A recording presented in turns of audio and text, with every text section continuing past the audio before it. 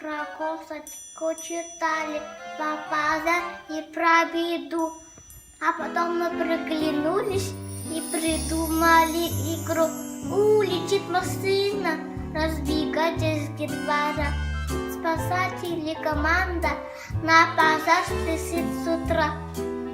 Роль хозяйки у Наташи, лучше всех она пишет.